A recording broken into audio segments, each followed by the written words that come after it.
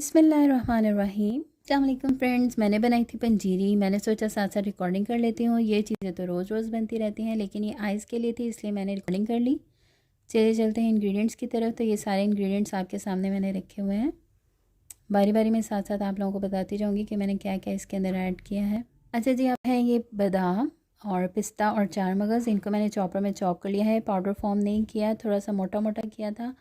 उसके बाद आप लोगों ने क्या करना है, एक कढ़ाई ले लेनी है। ठीक है, मैं नॉन स्टिक की यूज़ करती हूँ बिकॉज़ मुझे घी थोड़ा कम यूज़ करना होता है, हार्ट पेशेंट्स के लिए भी बनानी होती है, तो इसलिए मैं ये यूज़ करती हूँ।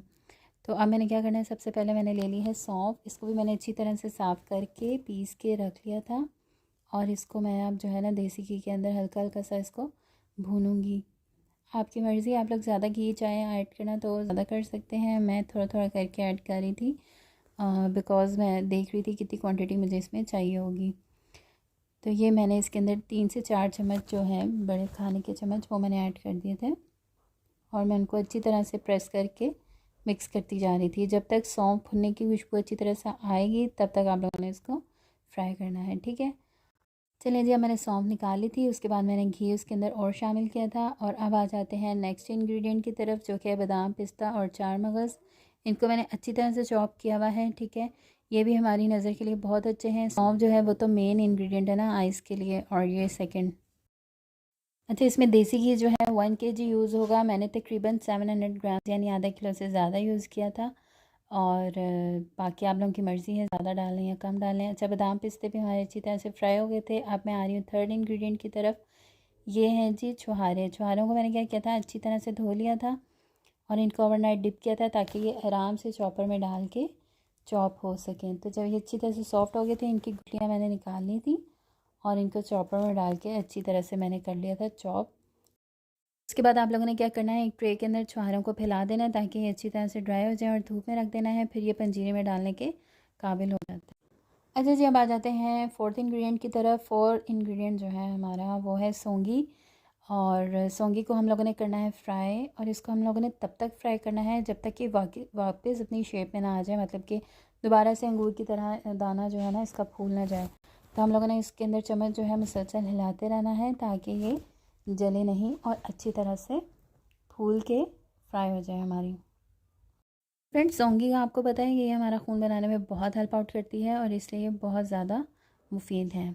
चलें जी, अब चलते हैं इनकी मिक्सिंग की तरफ। सारी चीज़ों को मैंने फ्राई करके साइड पे रख लिया था।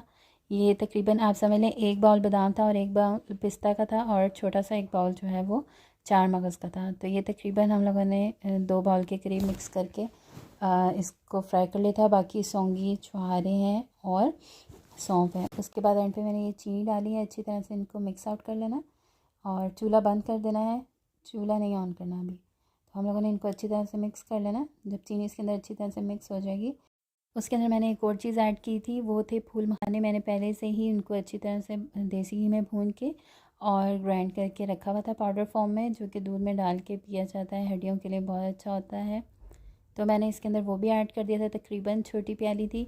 उसके बाद आ जाते हैं इसके लास्ट इंग्रेडिएंट की तरफ। तो लास्ट इंग्रेडिएंट क्या था हमारा, लास्ट इंग्रेडिएंट थी जी गोंद। ठीक है, गोंद जो हमें दरख्तों से हासिल होती है ना, तो उसे किस तरह से बड़ी ट्रिक से बनाना होता है, क्योंकि वो एक क्रस्ट सी बन जाती है। तो थोड़ा थोड़ा देसी घी और थोड़ी सी पिसी हुई गोंद, जो कि हाथ की मदद से हम लोगों ने कूट लिया था, तो पीस के उसको अच्छी तरह से पाउडर फॉर्म में बना के थोड़ी थोड़ी ऐड करते जाना, और साथ साथ चम्मच को हिलाते जाना है ताकि ये हांडी के साथ ना चिपके और ख़राब ना हो जाए। उसके बाद ये सारी गोंद रेडी हो चुकी थी, और वो मैंने अपनी पंजीरी में ऐड कर दी थी।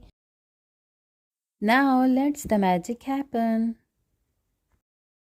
आप लोगों ने क्या करना है, इसको अच्छी तरह से ढक देना है ताकि सारे इंग्रेडिएंट्स के अंदर चीनी अच्छी तरह से मिक्स हो जाए। अच्छा जी, ये है पंजीरी की final look. Thanks for watching. अल्लाह हाफिज़।